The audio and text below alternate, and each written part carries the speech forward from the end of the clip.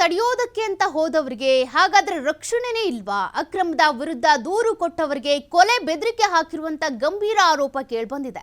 ಜೊತೆಗೆ ನಕಲಿ atrocity case ಹಾಕುವ ಬೆದರಿಕೆ ಕೂಡ ಕೇಳಿಬಂದಿರೋದು. ಕೊಪ್ಪಳ ಜಿಲ್ಲೆ ಹೋರಾಟಗಾರ KM ಹಳ್ಳಿ ಎಂಬುವವರಿಗೆ ಕೊಲೆ ಬೆದರಿಕೆ ಹಾಕಿದ್ದಾರಂತೆ.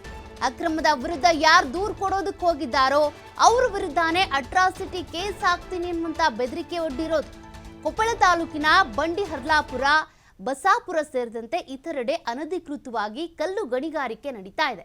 ಇದನ್ನು ಪ್ರಶ್ನೆ ಮಾಡಿ ಇದರ ವಿರುದ್ಧ ದೂರು ಕೊಡೋದಕ್ಕೆ ಹೋದ್ರೆ ಅವರ ವಿರುದ್ಧನೇ ಬೆದರಿಕೆ ಆರೋಪ ಬಂದಿದೆ. ಕೊಲೆ ಬೆದರಿಕೆ ಹಾಗೂ ಅಟ್ರಾಸಿಟಿ ಕೇಸ್ ಹಾಕ್ತೀವಿ ಅಂತ.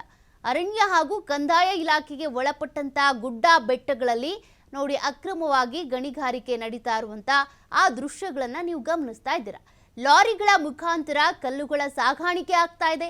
ಗಣಿ ಮತ್ತು ಭೂ ವಿಜ್ಞಾನ ಅರಣ್ಯ ಇಲಾಖೆಗೆ ದೂರು ಕೊಟ್ಟಿದ್ದಂತ ಹೋರಾಟಗಾರ, ಆದರೆ ಆತನ ವಿರುದ್ಧವೇ ಈಗ ನಿರಂತರವಾಗಿ ಕೊಲೆ ಬೆದರಿಕೆ ಬರ್ತಾ ಇದೆ. ದೂರು ಕೊಟ್ಟ ನಂತರ ನಿರಂತರ ಕೊಲೆ ಬೆದರಿಕೆ ಹಾಕ್ತಿದ್ದಾರೆ ಅನ್ನುವಂಥ ಆರೋಪವನ್ನ ದೂರುದಾರ ಹೇಳಿರುವಂಥದ್ದು. ನನಗೆ ರಕ್ಷಣೆ ಕೊಡಿ ಅಂತೇಳಿ SP ಗೆ ಮನವಿ ಮಾಡಿದ್ದಾರೆ ಈ ಹೋರಾಟಗಾರ. ಹಾಗಾದ್ರೆ ಯಾರು ಕಂಪ್ಲೇಂಟ್ ಕೊಡಕ್ಕೆ ಹೋಗ್ತಾರೆ ಅವ್ರ ವಿರುದ್ಧನೇ ಕೇಸ್ ಹಾಕ್ತೀರಾ ನೀವು?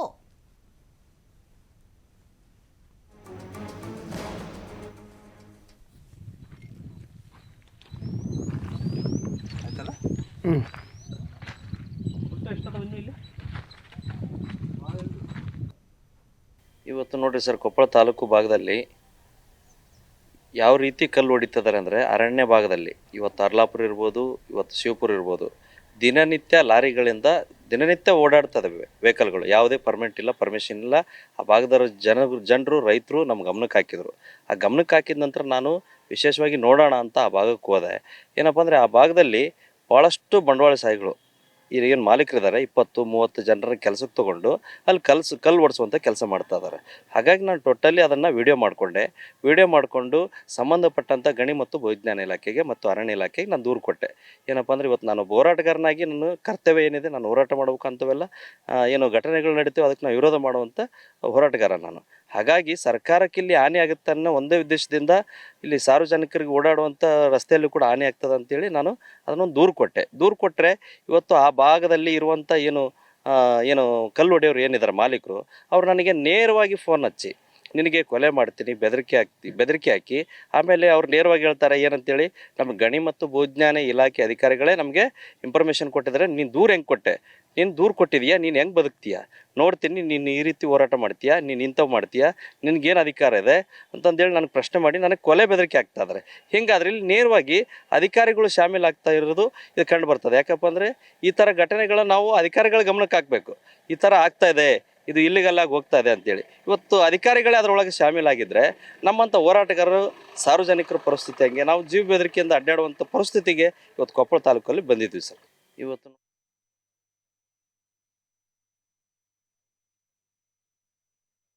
ನಮ್ಮ ಪ್ರತಿನಿಧಿ ನಾಗರಾಜ್ ಒಂದು ಪ್ರತ್ಯಕ್ಷ ವರದಿ ಕೊಟ್ಟಿದ್ದಾರೆ, ನೋಡೋಣ ಡೀಟೇಲ್ಸ್.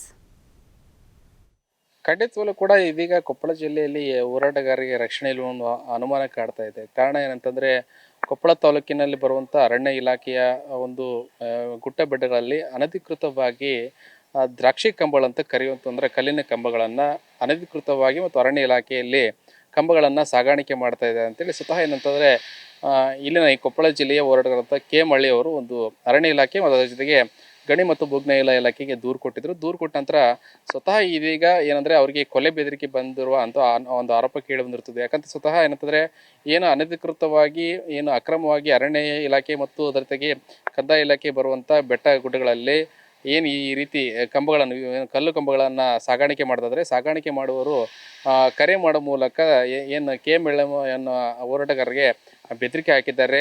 ನಿನ್ನ ಇದೇ ರೀತಿ ನೀನು ಹೋರಾಟ ಮಾಡಿದರೆ ನಿನ್ನ ಸುಮ್ಮನೆ ಬಿಡಲ್ಲನ್ನುವ ಒಂದು ಸಂಭಾಷಣೆ ಕೂಡ ಏನು ಆಡಿಯೋದಲ್ಲಿ ಇವತ್ತು ಸರಿಯಾಗಿರುತ್ತದೆ. ಜೊತೆಗೆ ಏನಂತಂದರೆ, ಈ ರೀತಿ ಹೋರಾಟ ಮಾಡ್ತಾ ಇದ್ದಾರೆ, ನಿಮ್ಮ ಮೇಲೆ ಜಾತಿ ನಿಂದನೆ ಕೇಸ್ ಮಾಡ್ತೀವಿ ಅಂತೇಳಿ ಕೂಡ ಈಗ ಈ ರೀತಿ ಸ್ವತಃ ಏನಂತಂದರೆ KM ಹಳ್ಳಿ ಅವರಿಗೆ ಬೆದರಿಕೆ ಹಾಕಿರುತ್ತದೆ.